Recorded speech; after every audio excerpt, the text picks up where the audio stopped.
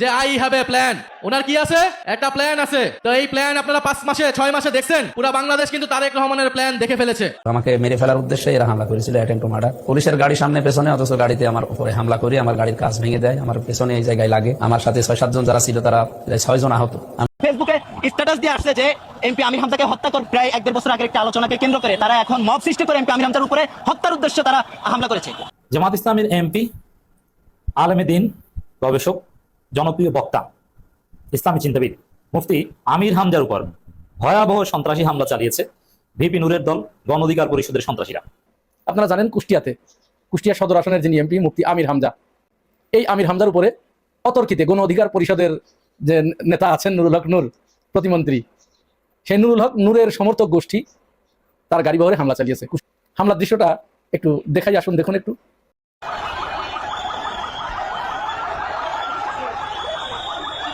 আজকের গুরুত্বপূর্ণ সংবাদে আপনাদের স্বাগতম। ইতিমধ্যেই ভিডিওটির বিশেষ গুরুত্বপূর্ণ অংশগুলো দেখলেন। তো সময় স্বল্প থাকার কারণে বেশি কথা না বলে চলে যাব আজকে ভিডিওর মূল পর্বে। তার আগে বলে রাখি, যারা এখনো চ্যানেলটি সাবস্ক্রাইব করেননি, চ্যানেলটি সাবস্ক্রাইব করে চ্যানেলটির পাশে থাকুন। চলুন একটি লাইক দিয়ে ভিডিওর মূল পর্বে যাওয়া যাক। জামাত ইসলামের এমপি, আলেমে দ্বীন, গবেষক, জনপ্রিয় বক্তা, ইসলামী চিন্তাবিদ মুফতি আমির হামজার উপর ভয়াবহ সন্ত্রাসী হামলা চালিয়েছে ভিপি নূরের দল, গণ অধিকার পরিষদের সন্ত্রাসীরা। আপনি চিন্তা করেন, আপনি কোন দেশে আছেন? একটা মগের মুল্লুকে আছেন। একজন এমপি, তাও বড় কোনো সন্ত্রাসী প্রফেশনাল যারা রাজনীতি করে, পাওয়ার পুলিশ করে, আওয়ামী লীগ বিএনপি, তারা হলে একটা কথা ছিল না। গণ অধিকার পরিষদের বাচ্চা ছেলেরা সেদিনকার জন্মগ্রহণ করেছে, এখন পর্যন্ত রাজনীতি ঠিক মতো বানান করতে পারবে না। এরা বিএনপির মিত্র। এই গরমে এমপির গাড়ির উপর হামলা করেছে, এমপির গাড়ি ভাঙচুর করেছে, এমপির হাতে আঘাত লেগেছে। জাস্ট ইমাজিন, এমপির হাতে আঘাত দিয়েছে গণ অধিকার পরিষদের এই বাচ্চা সন্ত্রাসীরা। আমির হামজার বাড়ির দরজা জানালা ভাঙচুর করেছে। কত বড় সাহস! আমি চিন্তা করি, জামাতের লোকজন যদি সর্বোচ্চ পরিমাণ ভদ্র, পরিশীলিত, মার্জিত, ধৈর্যশীল না হতো, একটাও ঠিকভাবে বাড়ি ফিরে যেতে পারতো না, ওইখানেই ফয়সালা হয়ে যেত। কিন্তু জামাতের লোকজন দায়িত্বশীল। আমির হামজা বলছেন আমি মামলা করব, কিন্তু জামাত জাস্ট প্রতিরোধ করেছে। কিন্তু আপনি চিন্তা করেন, একজন এমপির গাড়ির উপর হামলা করে এবং তার হাতে আঘাত করে, তার বাড়ির, তার ঘরের দরজা জানালা ভাঙে, একটাও আস্থা ফিরে যাওয়ার কথা? সেই অনুযায়ী গণ অধিকার পরিষদের এই বাচ্চা সন্ত্রাসীদের জামাত শিবির কিছুই বলে নাই। এবং আমরা বলবো যে একজন এমপি, ঠিক আছে, আমির হামজা ভিপি নূরের বিরুদ্ধে না কি বলেছেন, রাশেদের বিরুদ্ধে না কি বলেছেন, তা রাশেদ তো গণ অধিকার পরিষদ না, তা রাশেদকে বললে গণ অধিকার পরিষদে লাগে কেন? হোয়াটএভার বলেছেন। এখন আমির হামজার বক্তব্য যদি পছন্দ না হয়, তারা পাল্টা বলবে। হ্যাঁ, তারা প্রতিবাদ সমাবেশ করেছে, রাজপথে মিছিল করেছে, করুক, ডাজন্ট ম্যাটার। বাট হামলা করতে গেল কেন? একজন এমপি পুলিশ প্রোটোকল নিয়ে যাচ্ছে এবং এমপির বাড়িঘরে হামলা করছে। কত বড় সাহস! বিএনপির পাওয়ারের গরমে হিতাহিত জ্ঞান হারিয়ে ফেলেছে। এখন এইখানে জামাতের পরীক্ষা। কুষ্টিয়া জেলা জামাতকে পরীক্ষা দিতে হবে, পরীক্ষা পাস করতে হবে। আমির হামজার বাড়িতে যারা হামলা করেছে, তার গাড়িতে যারা হামলা করেছে, আমির হামজার এই হাতে যারা আঘাত করেছে, কড়াই গন্ডায় ওদের হিসাব বুঝিয়ে দিতে হবে এবং ওদেরকে গ্রেপ্তার করাতে বাধ্য করতে হবে। সামাজিকভাবে ওদেরকে প্রতিরোধ করতে হবে, ওদের বিষ দাঁত এখানে ভেঙে দিতে হবে। নইলে ওরা পরবর্তীতে এক একটা হাসানুল হক ইনু, এক একটা রাশেদ খান মেননদের মতো সন্ত্রাসী হয়ে উঠবে। এখনই ওদের বিষ দাঁত ভেঙে দিতে হবে। দর্শক, এটাকে ছোটখাটো কোনো হামলা বলা যাবে না, কারণ এমপির গাড়িতে হামলা করা এটা কত বড় সাহস! তার বাড়ির দরজা জানালা ভাঙচুর করা কত বড় স্পর্ধা! এটা বিএনপির ইন্ধন না থাকলে সম্ভব নয়। অতএব এখানে বিএনপির লোকজন জড়িত বলে আমি অ্যাটলিস্ট মনে করি। অবশ্য উপরে উপরে বিএনপির লোকজন এখানে চুপ, নইলে এত বড় সাহস ওরা পায় কোথায়? ওদের কি লোক আছে? ওদের কি জনশক্তি আছে? ওরা কারা? গণ অধিকার পরিষদ নামে কোনো দল আছে, এক্সিস্ট করে এখনো? ভিপি নূরকে বাদ দিলে কোনো গণ অধিকার পরিষদ আছে? নাই। গণ অধিকার পরিষদ তো 12 ফেব্রুয়ারি নির্বাচনের মধ্য দিয়ে বিএনপির মধ্যে বিলীন হয়ে গেছে। অর্থাৎ বিএনপি গণ অধিকার পরিষদ মিলে এই হামলা করেছে। তা আমির হামজা কি জিনিস বিএনপি তো টের পাচ্ছে। আমির হামজা বলেছে না, এমন আমির হামজা ওই কথা বলে প্রশংসা ভাসছেন যে আমি 5 বছরের জন্য এমপি নির্বাচিত হয়েছি, আমি 5 বছরের জন্য কুষ্টিয়া সদরের প্রধানমন্ত্রী, আমার হাত ধরেই সমস্ত বাজেট টাজেট হতে হবে। অতএব this is proof of guts of Amir Hamza. Amir হামজার সাথে ফাজলামি করতে গেছে যেসব হাত দিয়ে অতি উৎসাহী হয়ে হামলা করেছে, প্রত্যেককে উচিত শিক্ষা দিতে হবে, পুলিশকে গ্রেপ্তার করাতে বাধ্য করাতে হবে। দেখি ভিপি নূর কিভাবে বাঁচায়। পুলিশ যদি গ্রেপ্তার না করে, জামাত নিজেরাই ব্যবস্থা গ্রহণ করবে, ধরে তারপরে ওদেরকে দড়ি দিয়ে বেঁধে থানায় দিয়ে আসবে। আপনি যদি এইভাবে আইনের শাসন নিশ্চিত করতে না পারেন, তাহলে একজন এমপি তো নিরাপদ না। আজকে এমপির উপর যেভাবে হামলা করেছে তার গাড়িতে, আমির হামজা নিজেই বলেছেন হত্যার উদ্দেশ্যে হামলা। এই ধরনের হামলা, গাড়ির উপরে হামলা, আঘাত করেছে। আঘাতটা জাস্ট আমির হামজা যতটা স্লিম, একদম হালকা পাতলা লোক, আমি তো দেখেছি, তার মাথার উপর ইট দিয়ে জোরে একটা আঘাত করলে আমির হামজা ওখানেই ডেড। হত্যার উদ্দেশ্যে হামলা। অতএব এটাকে ছোট কোনো হামলা হিসেবে দেখা যাবে না, এর শেষ জামাতকে দেখতে হবে।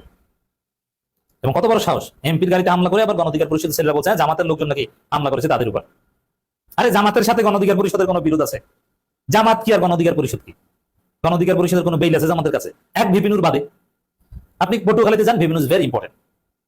আপনি ঢাকার রাজনীতিতে, জাতীয় রাজনীতিতে ভিপিনুর ইজ ইম্পর্টেন্ট। ভিপিনুর, আই রেসপেক্ট ভিপিনুর, যদিও আমার ছোট ভাই, ইজ প্রতিমন্ত্রী, মাননীয় প্রতিমন্ত্রী, দ্যাটস রাইট। আমির হামজা যেরকম মাননীয় এমপি, তার সম্মান আছে, তার সম্মানের জন্য আমরা কথা বলি। ভিপিনুর মাননীয় প্রতিমন্ত্রী এবং মাননীয় MP, he deserves this respect. But কুষ্টিয়ায় গণ অধিকার পরিষদ আর জামাত, এদের মধ্যে তো কোনো প্রতিদ্বন্দ্বিতা, প্রতিযোগিতা কিছু নাই, কোনো কনফ্লিক্ট অফ ইন্টারেস্ট নাই। কুষ্টিয়ায় আমির হামজার সাথে বিরোধ মাদক ব্যবসায়ীদের, কারণ আমির হামজা মাদকের বিরুদ্ধে এবং চাঁদাবাজের বিরুদ্ধে জিরো টলারেন্স ঘোষণা করেছেন। তাহলে যারা হামলা করেছে গণ অধিকার পরিষদের ব্যানারে, মাদক ব্যবসায়ীরা এবং চাঁদাবাজরা আমির হামজাকে হত্যার উদ্দেশ্যে হামলা করেছে কিনা পুলিশকে এটা খতিয়ে দেখতে হবে। জামাত শিবিরকে সারা বাংলাদেশে প্রতিবাদের ঝড় তুলতে হবে। কেন এমপির গায়ে হাত তোলার সাহস, কত বড় সাহস! সংসদে এটা অবহিত করতে হবে। স্পিকার প্রয়োজনে আলাদাভাবে ব্যবস্থা নেওয়ার নির্দেশ দিবেন, সংসদ সদস্যদের নিরাপত্তার ব্যবস্থা করবেন। আর নিরাপত্তার ব্যবস্থা যদি করতে হয়, যারা আজকে হামলা করেছে এদেরকে টুকিয়ে টুকিয়ে, খুঁজে খুঁজে তাদেরকে গ্রেপ্তার করতে হবে। তাহলেই এমপিরা নিরাপত্তা হবে। আরো এক জায়গায় দেখলাম যে কোথায় যেন এক বিএনপির এমপি আক্রান্ত হচ্ছে, অভিযোগ যার বিরুদ্ধে করা হোক, এতে বিএনপির বিভিন্ন গ্রুপ থাকতে পারে। এই জন্য যে দেশে সংসদ সদস্যদের নিরাপত্তা নাই, সে দেশে সাধারণ মানুষের কোনো নিরাপত্তা থাকতেই পারে না। সংসদ সদস্য রাস্তায় চলাফেরা করবেন, তার হত্যার উদ্দেশ্যে হামলা করবে, তার গাড়ি ভাঙচুরের শিকার হবে, তিনি নিজে হাতে আঘাত পাবেন, সাধারণ মানুষের জীবনে কোনো নিরাপত্তা থাকতে পারে না। এটা স্বরাষ্ট্রমন্ত্রীর জন্য, বিএনপি সরকারের জন্য একটা লজ্জা। তাও হামলাটা করেছে যারা বিএনপি সরকারের পার্ট, তাদের মিত্র। দর্শক, কুষ্টিয়া সদর আসনের সংসদ সদস্য মুফতি আমির হামজার গাড়ি ও বাড়িতে হামলা চালিয়েছেন গণ অধিকার পরিষদের নেতাকর্মীরা। ক্লিয়ার সংবাদ আমার দেশের। পরে ঘণ্টাব্যাপী দুই পক্ষে ধাওয়া পাল্টা ধাওয়া, অন্তত 10 জন আহত হয়েছে, তাদের মধ্যে জামাতেরই প্রায় 10 জন চিকিৎসা নিচ্ছে। দেখেন, ইটস ভেরি ইম্পর্টেন্ট যে গণ অধিকার পরিষদের মতো বাচ্চা কাচ্চার সাথে জামাতের কি ধাওয়া পাল্টা ধাওয়া চলতে পারে না? এর মানে এখানে বিএনপির ইন্ধন আছে। সেই নুরুল হক নূরের সমর্থক গোষ্ঠী তার গাড়ি বহরে হামলা চালিয়েছে। কুষ্টিয়া একেবারে 6 রাস্তার মোড়, এই মোড়েই তার গাড়ি বহর যখন যায়, তার সামনে পুলিশের একটা গাড়ি ছিল, পিছনে পুলিশের গাড়ি ছিল, পুলিশের উপস্থিতিতেই তার উপরে হামলা চালিয়েছে। হামলার দৃশ্যটা একটু দেখাই, আসুন দেখুন একটু।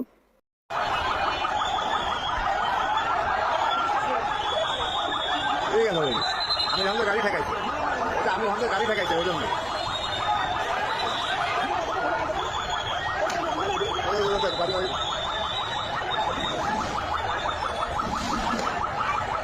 গাড়ি কাজ ভেঙে গেল।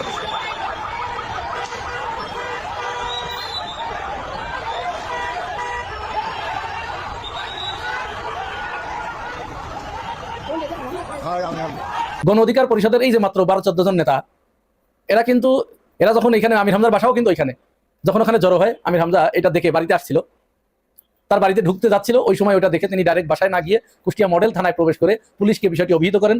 পুলিশের এসপি পরে তাকে বাড়িতে যাওয়ার একটা ব্যবস্থা করে দেয়। তার সামনে একটা গাড়ি ছিল, পিছনে একটা গাড়ি ছিল, কিন্তু খুব রহস্যজনকভাবে 6 রাস্তার মোড়ে যেখানে গণ অধিকার পরিষদের এই ছেলেপেলেগুলো দাঁড়িয়েছিল, ওইখানে গিয়ে সামনের যে গাড়িটা একটু দূরে চলে যায়, বেশ দূরে চলে যায়। আর ঠিক ওই মুহূর্তেই মুফতি আমির হামজার গাড়ি একেবারে সামনে আসে। বাস তারা ওখানে ঘিরে ধরে গাড়িতে হামলা চালায়, পাথর দিয়ে গাড়ির গ্লাস ভাঙচুর করে, এবং মুফতি আমির হামজা সামান্য একটু আহত হয়েছেন। এখন অভিযোগটা কি ছিল? হামলার অভিযোগ হচ্ছে মুফতি আমির হামজা নাকি 2 দিন আগে একটা বক্তব্য দিয়েছে নুরুল হক নূর এবং রাশেদ খানের বিরুদ্ধে।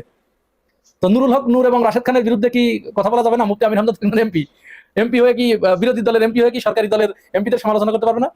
তার যে ভুল নীতি, এই ভুল নীতির সমালোচনা করতে পারবে না? আর রাশেদ খানের বিরোধিতা করলে পরে, রাশেদ খানের বিরুদ্ধে বক্তব্য দিলে গণ অধিকারের এত চলে কেন? রাশেদ খান কি গণ অধিকারের কেউ? গণ অধিকারের মুখে চুন কালি মেখে রাশেদ খান বিএনপিতে চলে আসছে, এটা কি কুষ্টিয়ার গণ অধিকার পরিষদের নেতারা জানে না? নাকি এরা এখনো রাশেদ খানকে অন করে? কোনটা? যদি তাই হয় তাহলে তো চরিত্র বলতে আর কিছু থাকলো না। আমরা খুব উদ্বেগের সাথে লক্ষ্য করছি, নুরুল হক নূরকে যেখানে কেউ একটু কটূক্তি করছে, সেখানে গিয়ে তাদের উপরে হামলা করা হচ্ছে। আপনাদের মনে আছে রাজশাহী বিশ্ববিদ্যালয়ে সালাউদ্দিন আম্মার একটা মন্তব্য করেছিলেন, চুলকানিটা শুরু, মলমের নাম নুরু, এরকম একটা ফেসবুক পোস্ট দিয়েছিলেন। আচ্ছা, উনি কিন্তু ওখানে অন্য কারো নাম ধাম কিচ্ছু বলেন নাই, জাস্ট একটা ছন্দ মিলাইছে, চুলকানি শুরু, মলমের নাম নুরু। বাস, এরা সালাউদ্দিন আম্মারের অফিসে গিয়ে সালাউদ্দিন আম্মারের সাথে কেন তো ঘোর বাগবিতণ্ডা। তাকে বারবার আপনি কেন এরকম কথা বললেন? এরকম একজন গুরুত্বপূর্ণ ব্যক্তি, তিনি একজন বাংলাদেশের অত্যন্ত গুরুত্বপূর্ণ ব্যক্তি, তার সম্পর্কে আপনি এই ধরনের মন্তব্য কেন করলেন? সালাউদ্দিন আম্মার বারবার বলছে যে আমি তো তার নাম নেই, আমি জাস্ট একটা ছন্দ মিলাইছি, এখানে আপনি তাকে টেনে আনছেন কেন? তারপরেও তার উপরে চড়াও। আবার কুষ্টিয়াতেও ঠিক একই কাজ করলো, নুরুল হক নূরের সমালোচনা করে তার উপরে হামলা। কেন রে ভাই? নুরুল হক নূর কি আল্লাহর ফেরেশতা, আসমান থেকে নাজিল হওয়া কেউ? তো সেই নুরুল হক নূরকে কিছু বলা যাবে না? তার সমালোচনা করা যাবে না? তার ভুল নীতির সমালোচনা করা যাবে না? তো একটা সংসদে একটা আইন পাশ করে নিয়ে আসেন যে নুরুল হক নূর বাংলাদেশের মহান ব্যক্তিত্ব, মহান অধিপতি, তার সম্পর্কে কোনো সমালোচনা করা যাবে না, এরকম একটা আইন পাশ করে নিয়ে আসেন। বাংলাদেশের জনগণ মুখে তালা মেরে রাখবে, নুরুল হক নূরকে আর কিছু বলবে না, প্রতিদিন 100 বার সালাম দেবে। যাই হোক, এই ধরনের ঘটনার পুনরাবৃত্তি যেন আর না ঘটে, রাজনৈতিক নেতৃবৃন্দের উচিত সে ব্যাপারে সজাগ দৃষ্টি রাখা। এবার আমরা চলুন ডাকসুর ব্যাপারে একটু আলোচনা করি। আপনারা জানেন যে ডাকসুর আর মাত্র 1 মাস সময় মেয়াদ আছে, ডাকসুর মেয়াদ শেষ হয়ে যাচ্ছে। এই ডাকসুর মেয়াদ শেষ হওয়ার আগেই বিশ্ববিদ্যালয় প্রশাসন পরবর্তী ডাকসুর তো তফসিল ঘোষণা করবে, একটা নির্বাচনের তারিখ দেবে, কিন্তু সেই ব্যাপারে তাদের কোনো ভ্রুক্ষেপ নেই। সময় শেষ হয়ে যাচ্ছে, মিনিমাম 1 মাস আগে তফসিল ঘোষণা করতে হয়, সময় তো লাগে 1 মাস মিনিমাম সময় লাগে, আরো আগে দিলে ভালো হয়, কারণ প্রস্তুতির একটা ব্যাপার আছে। বিশ্ববিদ্যালয় প্রশাসনের ভিতরে এই ব্যাপারে প্রচন্ড রকমের নির্লিপ্ততা দেখে ডাকসুর বর্তমান নেতৃবৃন্দ বারবার বিশ্ববিদ্যালয় প্রশাসনকে রিস্ক করার চেষ্টা করেছে, তাদের সাথে একটি মিটিং আয়োজনের চেষ্টা করেছে। পরবর্তী নির্বাচন কবে হবে, তফসিল ঘোষণার ব্যাপারে তাদের কোনো রূপরেখা আছে কিনা। অর্থ বছর শেষ হয়ে গেছে, তাহলে ডাকসুর জন্য তো পরবর্তীতে বাজেট ঘোষণা করতে হবে। বাজেট ঘোষণার কোনো ব্যাপার নাই, তো যখনই বাজেট ঘোষণার কোনো ব্যাপার লক্ষ্য করা যায় নাই, তারা বাজেটও ঘোষণা করছে না, তখনই তো ডাকসুর নেতৃবৃন্দ বুঝতে পেরেছে তার মানে তো এখানে তো ডাল মেকুস খেলা হয়, তার মানে তো তাদের ভিতরে সৎ উদ্দেশ্য নেই, আন্তরিকতা নেই, তারা তো ডাকসুর ব্যাপারে গড়িমসি করছে, ডাকসু নির্বাচন আর দেবে না, ডাকসু বাতিল করে দেবে, এই ধরনের একটা মনোভাব তো তাদের ভিতরে আছে। তখনই তারা নেতৃবৃন্দের কাছে, প্রশাসনের কাছে সময় চেয়েছে যে আমরা আপনাদের সাথে একটু বসতে চাই, মিটিং করতে চাই। ট্রেজারার মহোদয় তিনি তো মোটে সময় দেবেন না, বা বারবার চেষ্টা করেও তিনি সময় দেন না। অবশেষে অনেক চেষ্টা তদবির করে তাকে পাওয়া গেছে, মিটিং এর সময় দিয়েছিল। মিটিং এ যাওয়ার পরে ডাকসু নেতৃবৃন্দ তাদের কাছে জিজ্ঞাসা করছে যে ডাকসু নির্বাচন কবে হবে, আগামী ডাকসু নির্বাচন এর তফসিল ঘোষণাটা কবে হবে। এইখানে বিশ্ববিদ্যালয় প্রশাসন তাদের এই প্রশ্নের কি জবাব দিয়েছে, সেই জবাবটা ডাকসু নেতৃবৃন্দ বাইরে এসে তারা একটা সাংবাদিক সম্মেলনে কথা বলেছেন। ঢাকা বিশ্ববিদ্যালয়ের বর্তমান শিবিরের সভাপতি এবং ডাকসুর এজিএস মহিউদ্দিন মহি, তিনি একটি ব্রিফ করেছেন, তার এই ব্রিফটা আমরা অল্প একটু শুনি আসেন। আজকে আমরা কথা বলেছি দুটি স্পেসিফিক বিষয়ে। প্রথমটা হচ্ছে যে বিশ্ববিদ্যালয়ে ডাকসু নির্বাচন অনুষ্ঠিত হবে, এটি সাধারণ চিরধারিত নিয়ম, কিন্তু দুঃখজনকভাবে আজকে যখন আমরা এই দাবি নিয়ে গেলাম যে আগামী 1 মাসেরও কম সময় আছে যে নির্বাচিত ডাকসুর, ফলে পরবর্তী ডাকসু কখন হবে এই প্রশ্ন যখন আমরা বিশ্ববিদ্যালয় প্রশাসনকে করেছি, ট্রেজারার মহোদয় বলেছেন যে কোনো ধরনের সিদ্ধান্ত নেওয়া হয়নি যে ডাকসু কবে হবে, এই কারণে ইউজিসিকে চিঠি পাঠানো যায়নি এবং বাজেট বরাদ্দ হয়নি ডাকসুর জন্য। অথচ আমরা ডাকসুর যে বাজেট, এই বাজেট নিয়ে একদম এই ডাকসুর শুরু থেকে কথা বলে আসছি, কিন্তু দুঃখজনক ভাবে হলেও সত্য, পরবর্তী ডাকসু তারা কিভাবে বাস্তবায়ন করবেন সেই বিষয়ে এখন পর্যন্ত তারা কোনো সিদ্ধান্ত নিতে পারেননি। তার মানে এখানে বুঝতে পেরেছেন পরিষ্কার, তারা বলেছে যে ডাকসু নির্বাচন কবে হবে আমরা জানি না। এরপর আবার আরো এক ধাপ এগিয়ে গিয়ে বলেছে ডাকসু তো নিয়মিত হয় না, সেই 1991 সালে একবার হয়েছিল, তারপরে হয়েছে 2019 সালে, আবার 2026 সালে হয়েছে, এরকম যেহেতু নিয়মিত হয় না সেহেতু হবে। তার মানে কি ডাকসু নির্বাচন দিলেই তো বাকি 6টা দিতে হবে, জাকসু, রাকসু, চাকসু, জকসু সবগুলোই দিতে হবে। তো বিএনপি কি এখন এই ঝুঁকি নেবে? এই ঝুঁকি তারা নেবে না তো, কারণ বিশ্ববিদ্যালয়গুলোতে ছাত্র দলের যে অবস্থা 5 আগস্ট পরবর্তী সময়ে তাদের যে অ্যাক্টিভিটিস, তারা তো কোনো ধরনের ওয়েলফেয়ার অ্যাক্টিভিটিস করতে পারে নাই, কোনো ধরনের মানবিক রাজনীতি তারা সেখানে শো করতে পারে নাই। এমনকি 12 ফেব্রুয়ারি নির্বাচনের পরে বিএনপি সরকার গঠন করার পরেও ছাত্রদল কোনো বিশ্ববিদ্যালয়ে তাদের ভালো রাজনীতি শো করতে পারে নাই, ছাত্রদের কাছে তারা যেতে পারে নাই, সাধারণ শিক্ষার্থীদেরকে তারা কাছে টানতে পারে নাই, তারা তাদের ভালো অ্যাক্টিভিজম দেখাতে পারে নাই। তাহলে আলটিমেটলি ফলটা দাঁড়াবে কি, যদি আবার নির্বাচন হয় গত নির্বাচনে যা হয়েছিল তার থেকে আরো শোচনীয়ভাবে তাদের পরাজয় ঘটবে। কারণ 25 সালের নির্বাচনের পরে সব জায়গায় ছাত্র শিবির যখন ভূমিধস বিজয় পেয়েছে, তখন ছাত্র শিবির সমস্ত বিশ্ববিদ্যালয়গুলোতে তাদের কার্যক্রম দেখাতে পেরেছে, তারা যে শিক্ষার্থী বান্ধব, তারা যে সাধারণ শিক্ষার্থীদের কল্যাণে কাজ করে যাচ্ছে এবং করতে চায়, এটা তারা দেখাতে পেরেছে। ডাকসুতে তারা প্রশাসনের বাজেট ছাড়াই নিজেরা বিভিন্ন জায়গা থেকে ফান্ড কালেকশন করে তারা যে উন্নয়ন করেছে, যে কাজগুলো সেখানে করেছে, এগুলো তো ছাত্রছাত্রীরা সেটার সাক্ষী। তাহলে এর প্রভাব পড়বে না যখনই নির্বাচন হবে? দল ক্ষমতায় থাকার পরে যদি তার ছাত্র সংগঠনের এরকম অবস্থা তৈরি হয়, তাহলে তাদের ইমেজের ব্যাপার আছে না?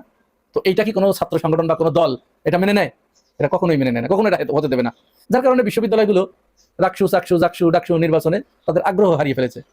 এখন ডাকসু প্রতিনিধি দল তারা যদি চাপে ফেলে সাধারণ শিক্ষার্থীদেরকে নিয়ে আন্দোলনের মাধ্যমে যদি তাদেরকে বাধ্য করতে পারে, তাহলে তারা বাধ্য হবে ডাকসু নির্বাচন দিতে, অন্যথায় কিন্তু ডাকসু হবার কোনো সম্ভাবনা নাই।